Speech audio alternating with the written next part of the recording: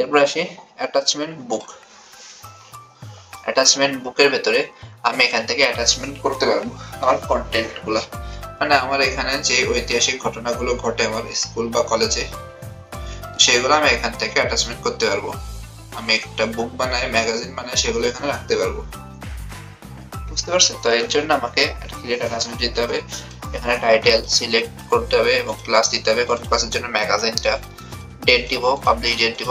তারপরে এখানে attachment file, সেই ম্যাগাজিনটার ফাইল এখানে দিলে আমার একটা অনলাইনে আমার স্টুডেন্টরা পড়তে পারবে এখান থেকে।